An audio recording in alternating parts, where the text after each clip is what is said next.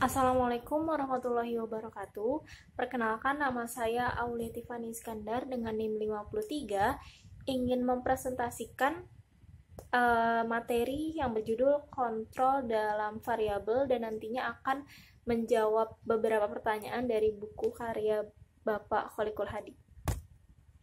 Yang pertama ada validitas internal dan validitas eksternal.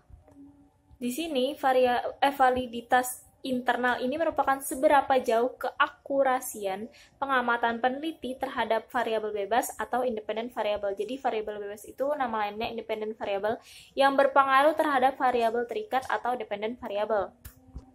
Sedangkan validitas eksternal merupakan seberapa jauh hasil eksperimen tersebut dapat digeneralisasikan pada variabel populasinya atau populasi lain dengan subjek, waktu, tempat, dan ekologi yang berbeda.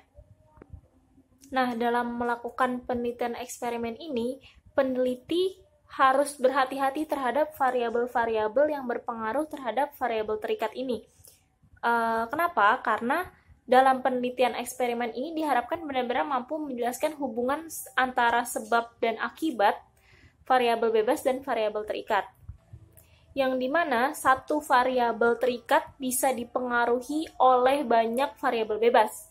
Yang pada kenyataannya tidak ada satu variabel terikat yang hanya dipengaruhi oleh satu variabel bebas saja. Selanjutnya di sini adalah bagaimana cara untuk menyeleksi variabel bebas dan variabel terikat. Jadi sebelumnya di sini saya jelaskan kembali bahwa variabel ini adalah kumpulan konsep mengenai suatu fenomena yang dimana sedang diteliti, yang pada umumnya karena rumusan variabelnya itu masih konseptual, maka maknanya masih sangat abstrak, walaupun mungkin secara intuitif sudah dapat dipahami maksudnya. Nah, dalam menyeleksi variabel ini, dalam penelitiannya itu, variabel ini harus dijelaskan sedemikian rupa sehingga jelas gitu bangunan konstruk mana yang hendak dipergunakan, sehingga jelas pula bentuk alat ukur yang nantinya akan digunakan untuk memperoleh data yang valid tentang variabel yang dimaksud. Nah, untuk menyeleksinya itu kita perlu tahu dulu nih variabel bebas ini apa, variabel terikat itu apa. Nah, kalau variabel bebas ini diartikan sebagai semua kejadian atau peristiwa penyebab yang akan kita selidiki nanti. Nah, sedangkan si variabel terikat ini atau dependent variable ini adalah pengukuran yang digunakan untuk menilai efek samping yang ditimbulkan dari melakukan kontrol atau manipulasi terhadap variabel bebas. Dan singkatnya, variabel bebas ini adalah variabel pengaruh, variabel perlakuan, atau variabel kuasa. Sedangkan yang variabel terikatnya ini adalah variabel efek atau variabel tergantung, yang dimana variabel terikat ini merupakan variabel yang diukur untuk mengetahui besarnya efek atau pengaruh dari variabel bebas tadi. Misalnya pada suatu contoh pemberian musik klasik terhadap kemampuan menghafal pada Hafiz dan Hafizoh. Nah, si variabel musik klasiknya ini merupakan bentuk perlakuan yang dapat berupa pemberian situasi, pemberian stimulus, atau perlakuan lain yang hendak diuji cobakan pengaruhnya kepada subjek. Jadi si musik klasiknya ini merupakan variabel bebas dan kemampuan menghafal pada Hafiz dan Hafizohnya ini merupakan variabel terikat.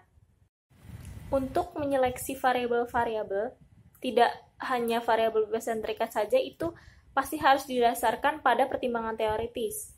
Meskipun dalam banyak penelitian, itu pemilihan variabel itu juga ditentukan oleh beberapa faktor-faktor. Misalnya pada variabel terikat itu, biasanya pemilihannya itu ditentukan oleh pertimbangan praktis. Misalnya pada bukunya Pak Kholikul Hadi ini ada contoh tikus yang terkena radiasi, maka variabel terikat yang bisa diukur itu ada banyak. Ada suhu badan si tikusnya, ada level aktivitas tikus selama di kandangnya, terus kemampuan problem solving, terus emosi tikus yang diperlihatkan ketika tikus tersebut mencoba melarikan diri. Terus ada berat bobot badan si tikusnya, kecepatan lari, kapasitas diskriminasi visual, dan lain-lain. Selanjutnya yaitu hubungan antara subjek penelitian dan peneliti yang harus dikontrol. Nah, dalam semua eksperimen tentunya akan membutuhkan interaksi antara si peneliti dan subjek. Nah, aturan ini berlaku dan saling bergantung. Yang dimana setiap aturan itu pasti mengharapkan perilaku yang spesifik dan saling menggantungkan antara kedua belah pihak. Maksudnya gimana?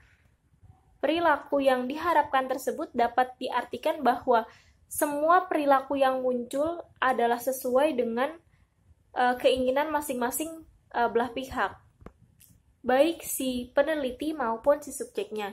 Nah, ketika seseorang menyetujui untuk mau ikut berpartisipasi dalam sebuah eksperimen itu, mau tidak mau, orang itu pasti membuat kontrak secara implisit tentang gimana sih peran yang dijalankan sebagai seorang subjek. Yang dimana berarti si subjek akan menyimak secara jelas instruksi dan mengerjakan tugas-tugasnya sebaik mungkin yang diberikan oleh si peneliti. Dan ada beberapa hal yang perlu di-highlight bahwa dalam melakukan eksperimen ini ada interaksi antara respon subjek dengan motivasi dan persepsi mereka terhadap eksperimen itu sendiri. Nah, di sini ada beberapa faktor yang bisa mempengaruhi hubungan antara subjek dan peneliti. Nah, dalam suatu penelitian eksperimen ini, si peneliti pasti ingin gitu memiliki subjek yang ideal sesuai dengan keinginannya, sesuai dengan motivasi penelitian, dan dapat mengerjakan tugas-tugasnya sebaik mungkin. Tapi tidak menutup kemungkinan bahwa mereka juga akan menangkap gitu informasi dari cara si peneliti menyapa mereka, yaitu report dan instruksi yang mereka dapatkan dari tugas yang dikerjakan, dan juga dari setting laboratorium, setting tempat, dan juga dari rumor yang telah mereka dengar sebelumnya tentang eksperimen yang akan mereka jalani. Selanjutnya yaitu kondisi yang dapat memunculkan suatu dorongan presentasi diri yang positif. Nah, terkadang dalam penelitian eksperimen ini, yang sering dilakukan ini telah mengonstruksi sedemikian rupa sehingga subjek akan berpikir dan berperilaku sehingga berpengaruh dari luar dirinya.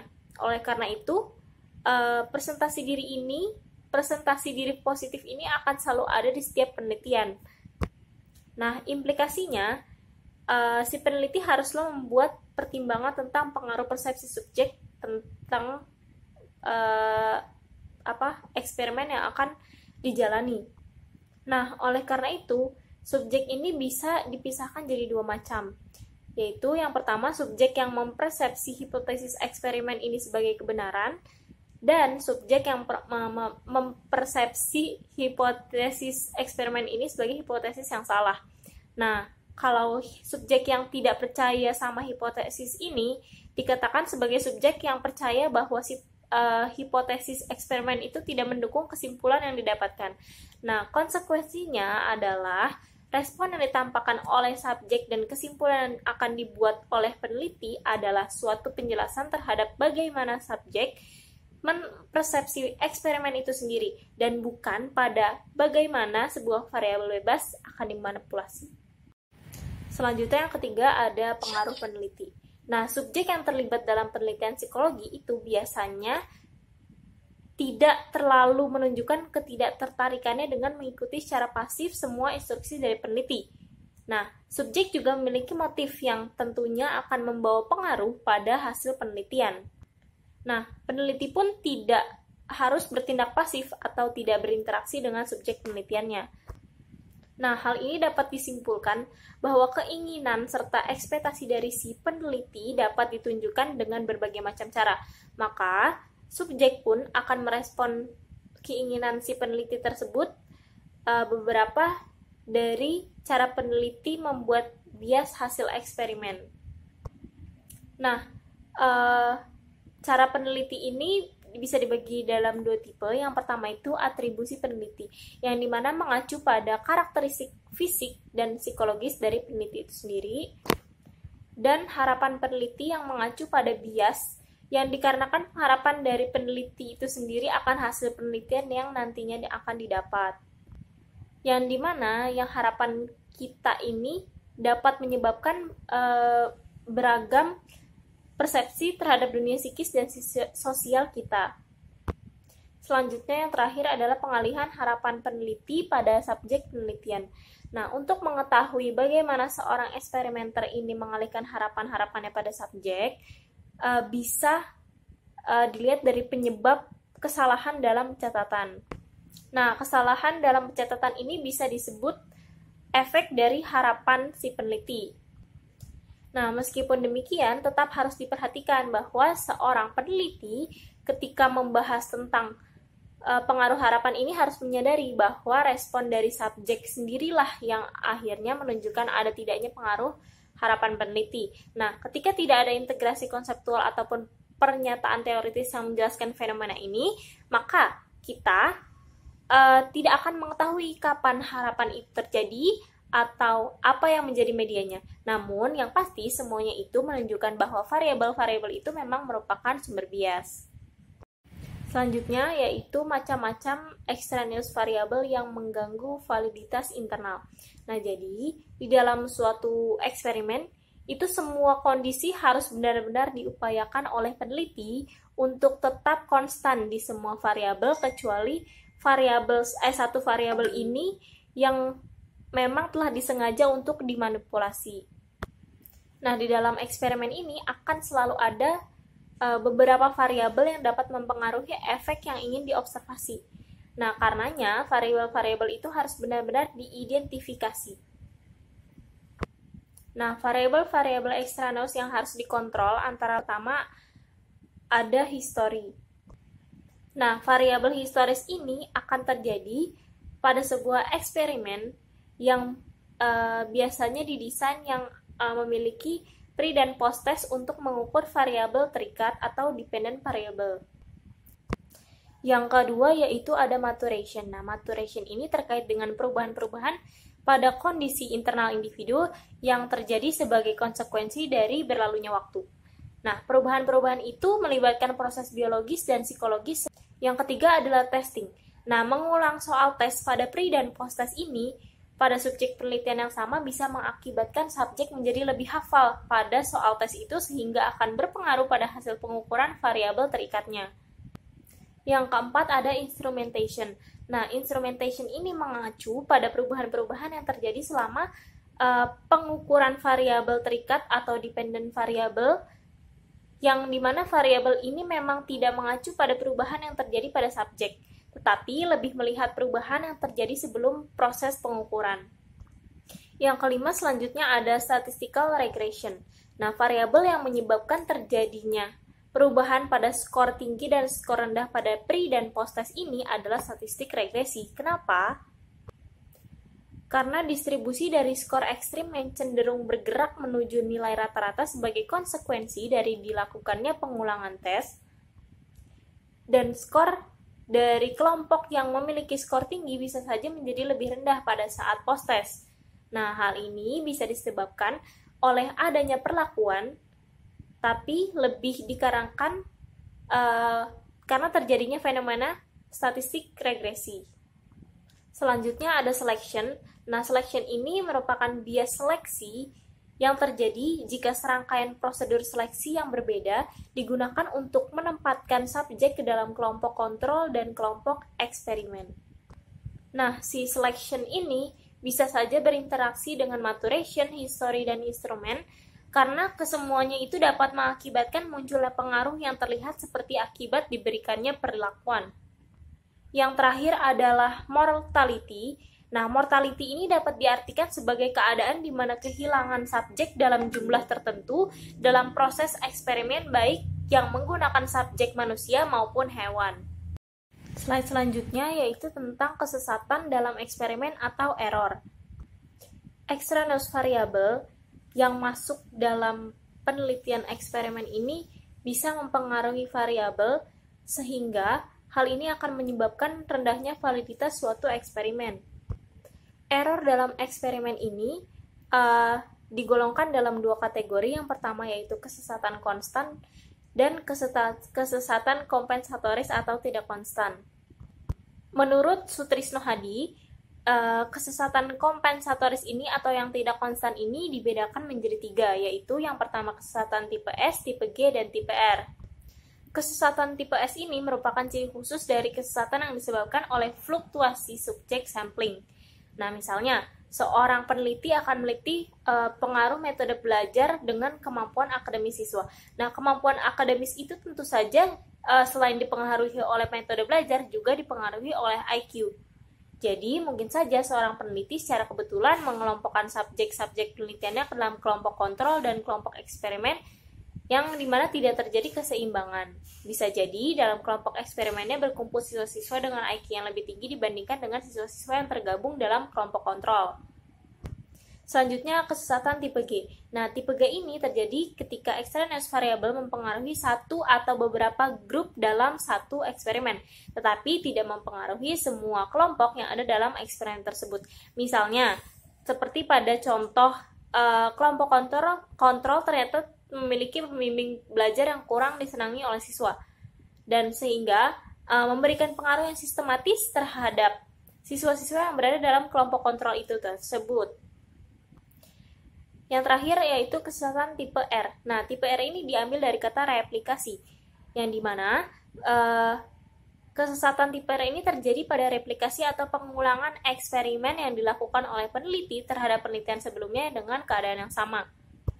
Nah, yang tipe R ini terjadi jika extraneous variable memberikan pengaruh-pengaruh yang sistematis terhadap suatu replikasi, tetapi tidak memberikan pengaruh terhadap replikasi-replikasi yang lainnya. Seperti contoh, misalnya Fakultas Psikologi Universitas A diadakan eksperimen yang akan meneliti pengaruh metode belajar problem-based learning atau PBL dan metode ceramah terhadap pemahaman mahasiswa pada mata kuliah psikologi kepribadian selang beberapa waktu. Nah, peneliti ini mereplikasi eksperimennya pada mata kuliah yang sama di Universitas B. Nah, pada eksperimennya yang dilakukan di Universitas A, mahasiswanya sudah biasa dengan metode ceramah, sehingga hasil eksperimennya ini menunjukkan metode ceramah ini lebih efektif jika dengan metode problem-based learning atau PBL itu. Nah, sementara pada Universitas B, itu mahasiswanya emang suka diskusi dan sebelum eksperimen sudah beberapa kali menerapkan metode PBL tadi. Nah, maka hasil eksperimennya akan menunjukkan bahwa metode PBL ini akan lebih efektif dibanding metode ceramah tersebut. Baik, sedikit yang bisa saya sampaikan, kurang lebihnya mohon dimaafkan. Wassalamualaikum warahmatullahi wabarakatuh.